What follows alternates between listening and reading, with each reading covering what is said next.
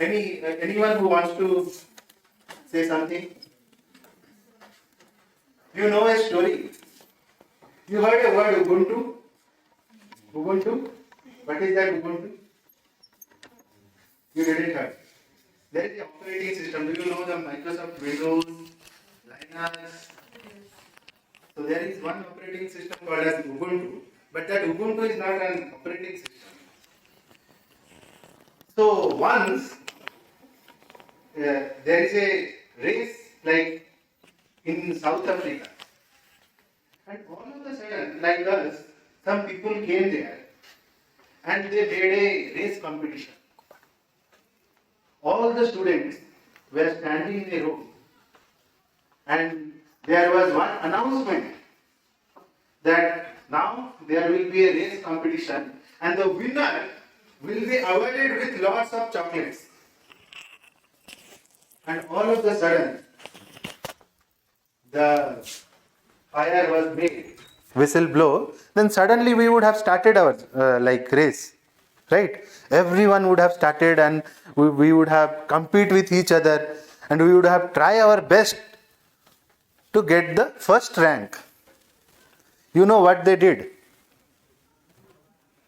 They just hold their hands with each other and collectively they ran, and all of them reached the destination at the same time.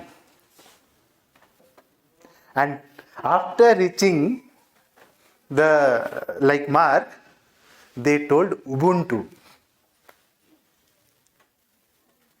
Ubuntu means there is a greater joy when we collaboratively do something. There is a greater world, or there is a greater possibility when we cooperate with each other, isn't it? If we have to do a certain activity, and if we combinedly do that, then how beautifully that work can be done. How collectively that work can be done.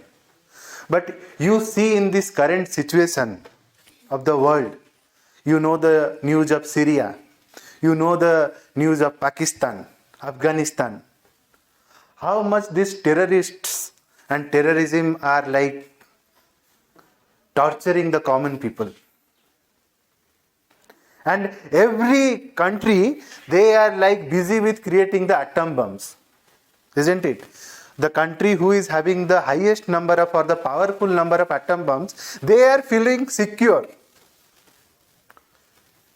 But eventually, if you are creating the atom bomb, you have to explore it. Means it will be used. And if the atom bombs are used, then will it construct or will it destroy? So our knowledge, is it being used for a greater creation or a greater destruction? Whatever thing we are learning, if we don't know how to use that, then always it will destroy our life. It will not construct our life. So that's why we have this session. Because at the early age, we have to culture certain activities in our life so that we can build a greater future for ourselves and for the entire humanity. Otherwise, whatever knowledge we will be getting, we will create atom bombs. And that will only destroy our culture, our good things. So that's why we have came here. So if you would see here, he is Sri Aurobindo and see his mother, and it is the 150th birth anniversary of Sri Aurobindo. Initially he was part of the freedom fighting of when India was under the British control. And his writing was so inspiring that a lot of youths, they just left their job and they get involved in the freedom fighting. And after that, his birthday is on 15th August 1872. And after that, he realized that the independence of India is certain. But what about what after that? Even if we can see here, India is free now, but are the Indians free? Are we free? We can ask this question ourselves. Are we free? Who are saying that we are free? Please raise your hand.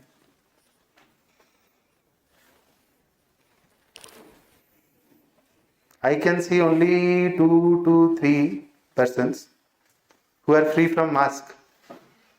Isn't it? Why we are not free? What is the thing which are capturing us? If we ask ourselves, are we free from anger? Whenever I will try to tease you, all of the sudden you will show a different face of yourself. Isn't it? Are you free from your misery? No. Because we don't know how to deal with that. The things are there, but we don't know how to deal with that. And how to know the secret of face any difficulties in our life. If we believe or we don't believe, there is a greater power who is guiding our life every time, whom we called as God or divine, anything. He is guiding our life in every moment. For example, like flying the kites. Have you ever tried that? Flying the kites? But you saw how the kites go up, right? Whether the thread which is tied with that kite is obstructing its height, the thread which is tied with that kite, is it restricting the kite to go above? Isn't it? Isn't it restricting?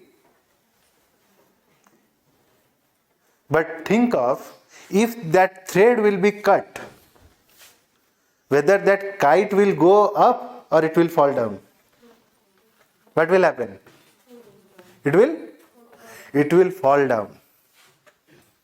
So that is how the thread which is associated with that kite is helping the kite to go up. It is not obstructing the kite to go down. It is actually guiding the kite to make the progress. And that is how this supreme power, the God, is actually guiding our path. But if we are disconnected with the divine or the God, then our journey will be downward. So He is always with us. He is always within us. Where do we find the God? Whenever we have to search for the God, where do we find Him? In church, in temple, or in masjid. We used to travel there. But do you know the address of God? Can someone tell? If you have to write a letter to God, in which address you will write? Where you will write?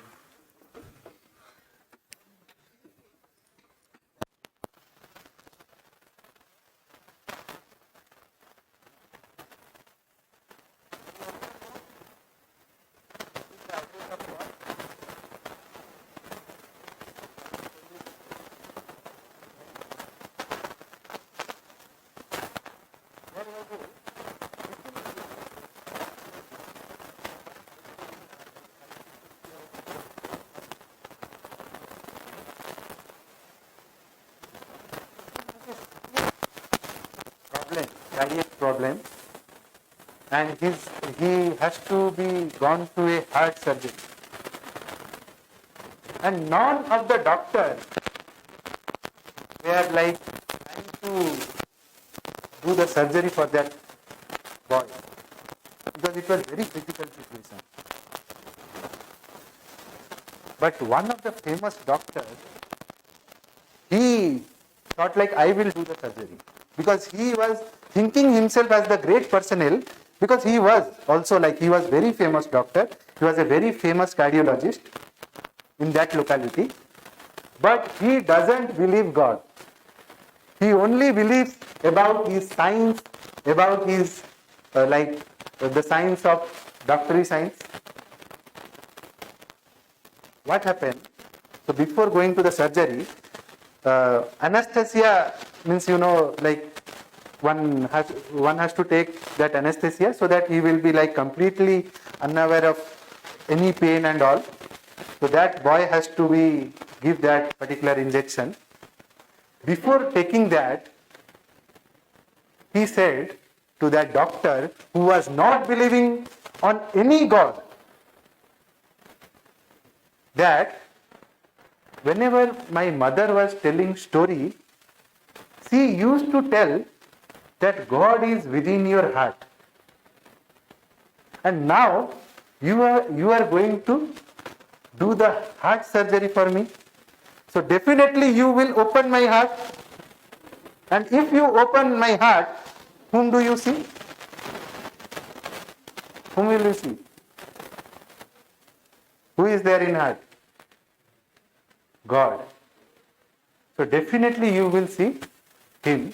And when you see him, you just pray him that please, you ask him or you pray him to get me cured. And that doctor, he just laughed. What this small kid is telling? God, where is the God? He is just telling the stories. He didn't believe. And he started his surgery. And in between the surgery, there was one situation when all of his knowledge were no more in use. That little boy was in deathbed. His heart was not functioning. He was just trying to praise his heart as much as possible, but that beep sound, right, heartbeat sound, it was like slowly decreasing. And at that very moment, he just remembered that boy's word. And first time in his life, he closed his hand, bowed down, and prayed to the God that God, I never believed you in my life. But as this boy is believing on you, I am praying you that please get this boy cured.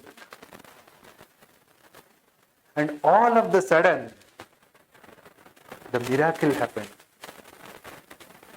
And the boy who was about to die, his heartbeat started functioning.